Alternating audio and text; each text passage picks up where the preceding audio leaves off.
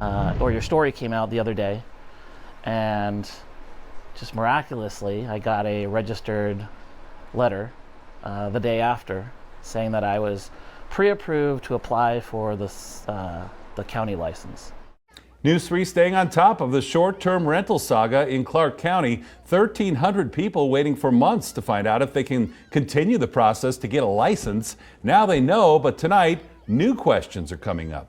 Good evening. By the way, thanks for joining us. I'm Jim Snyder. And I'm Latoya Silman. The majority of applicants getting the okay to go ahead and move forward, but that does not guarantee a spot. Kristen Drummond joins us now to explain the new hurdles they're facing. Kristen?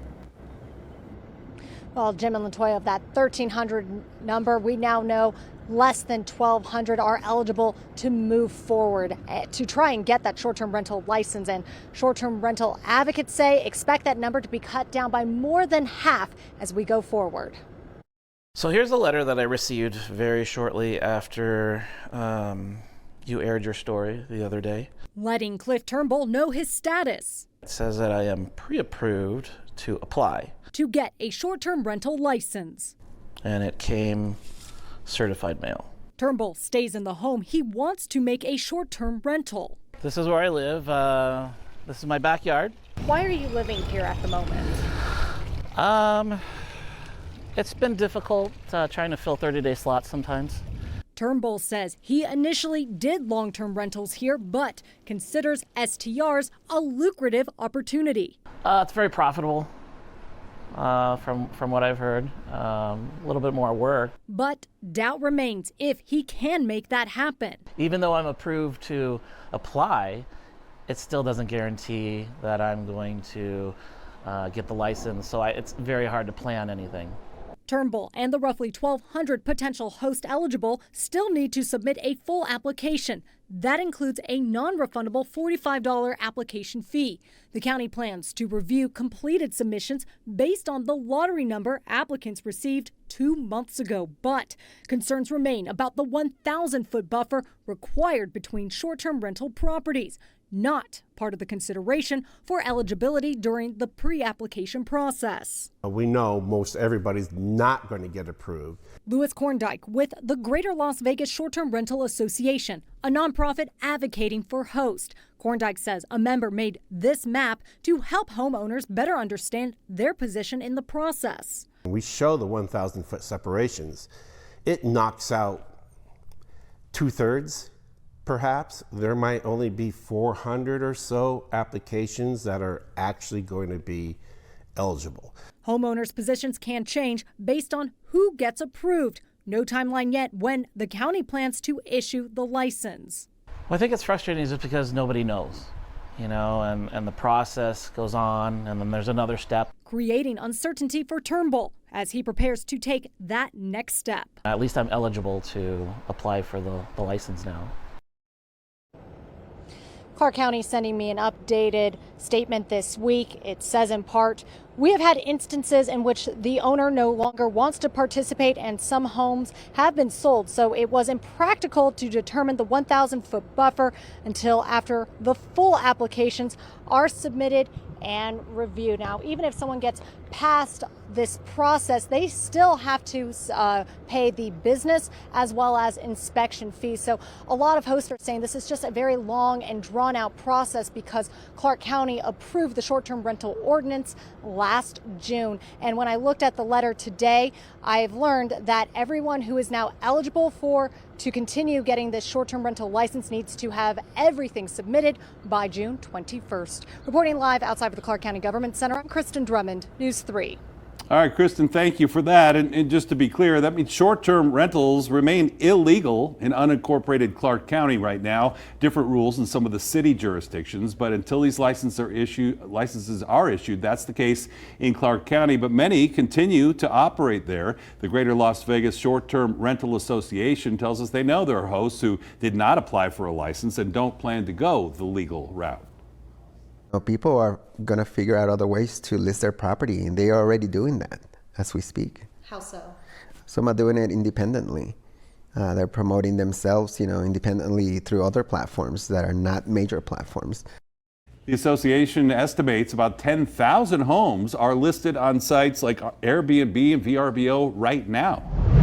The wait for cannabis consumption lounges here in Nevada has been ongoing for 7 years now. Yeah, they'd be the only legal place for tourists to consume cannabis products. News 3's Brett Forrest is learning is because of a lot of different factors, including one very costly requirement that many just can't afford.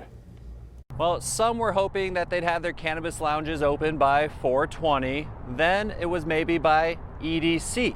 Now these cannabis lounge license holders are just hoping they can open shop by the end of this year. Some challenges I'm learning about are getting real estate approvals, and for the social equity applicants, raising the necessary money to get their first-time business off the ground.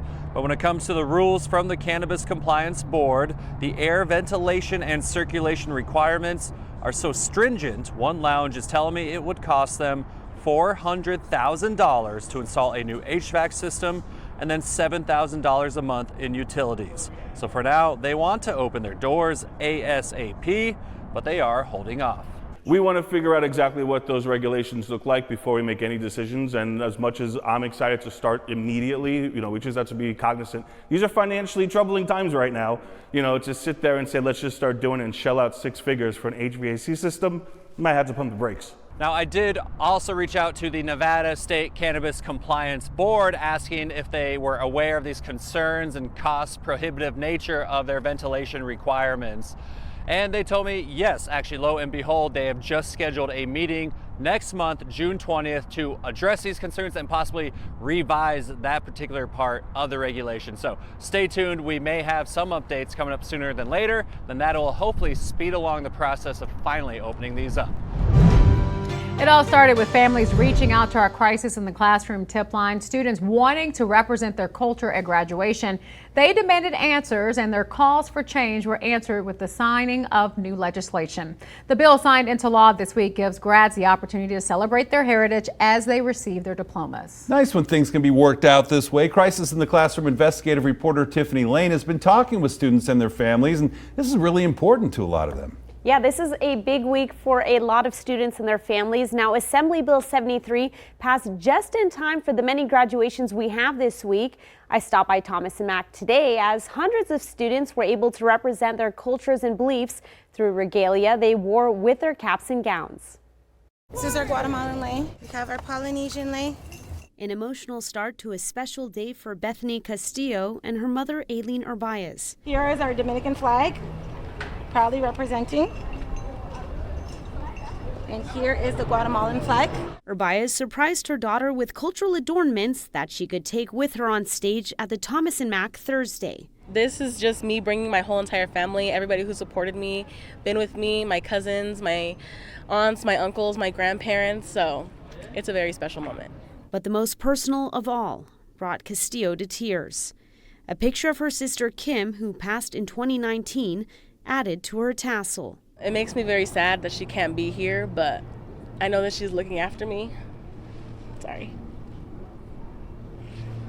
I'm just happy I can walk the stage with her. This was all possible after a bill that passed Monday night. Assembly Bill 73 allows students to wear cultural, religious, and tribal adornments at graduation without having to get permission.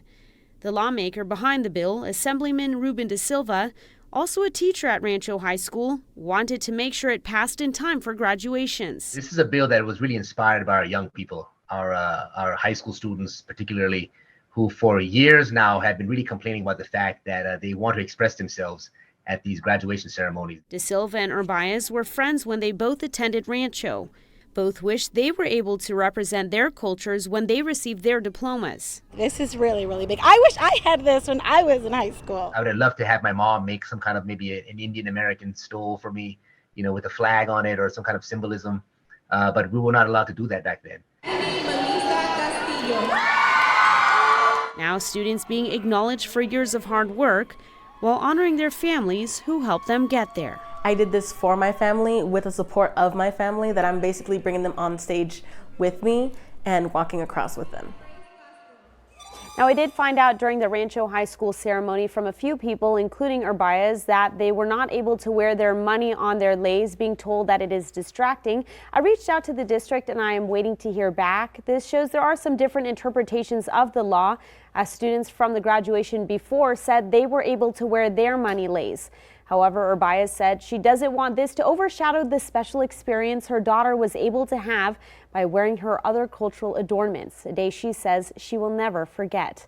Now send me your tips impacting our schools, whether you're a student, a parent, employee, or concerned community member. You can scan that QR code on your screen at any time. Send your tips relating to anything in our schools. You can also email, you can call 702-805-0489. Just click below and subscribe to News 3. You'll get more stories that affect your community.